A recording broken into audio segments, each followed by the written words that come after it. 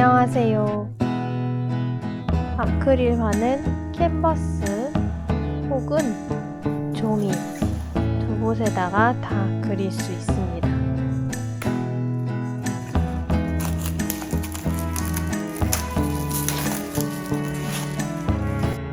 캔버스 표면은 종이보다 까끌까끌해요.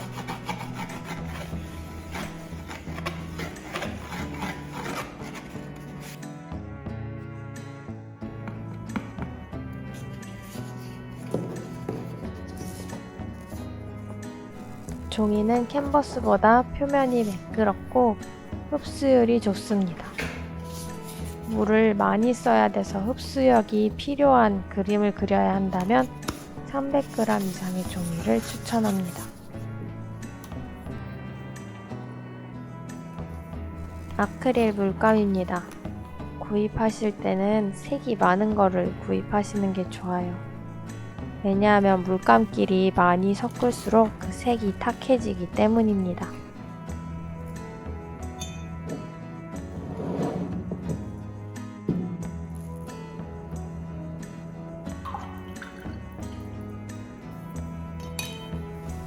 붓은 넓은 면적이나 배경을 칠하고 그라데이션을 하기 좋은 평붓, 그리고 세밀한 묘사나 작은 것을 그리기 위한 둥근 붓, 이렇게 두 가지 준비하시면 좋습니다.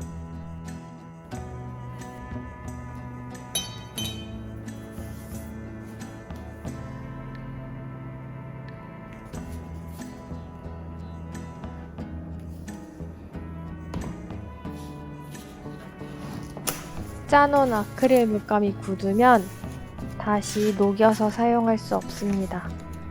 버려야 하기 때문에 좀 더 편리성을 띤 종이 팔레트를 준비했어요.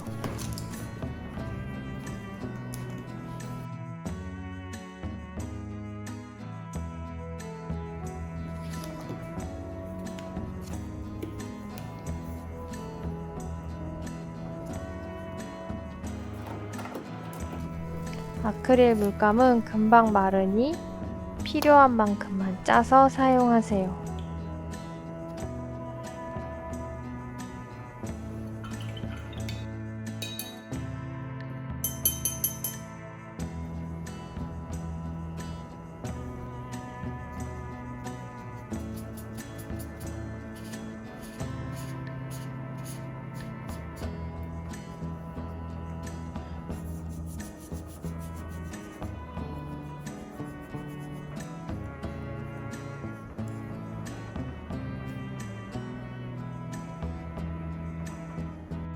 물을 많이 섞으면 수채화처럼 투명하게 그릴 수 있고요.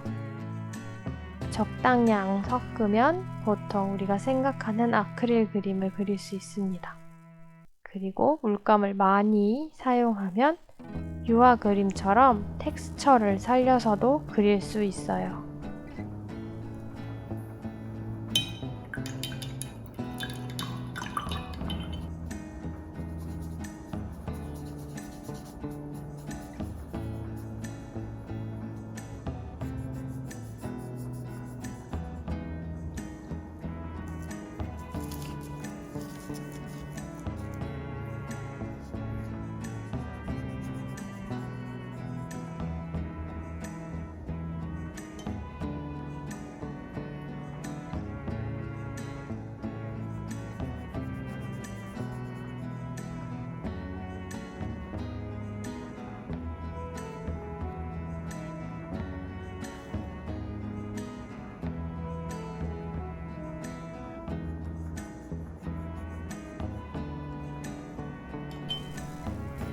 물을 많이 섞으면 수채화처럼 고루 색이 번지고요. 물을 적게 섞으면 유화처럼 덩어리 져서 붓터치가 두텁게 남습니다. 이번엔 캔버스에다가 그려볼게요.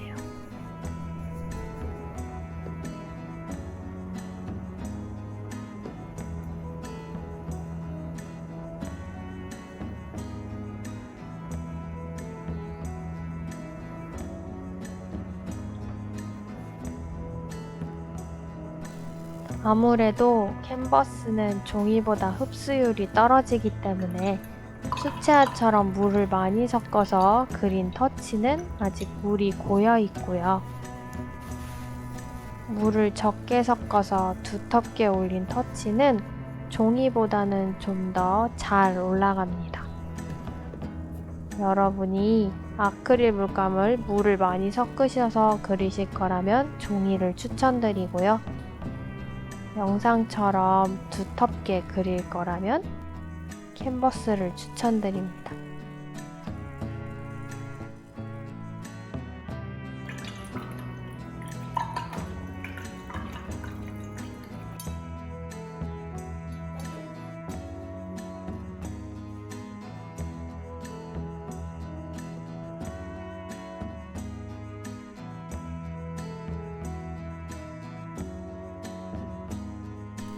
물감은 재사용이 안 됩니다.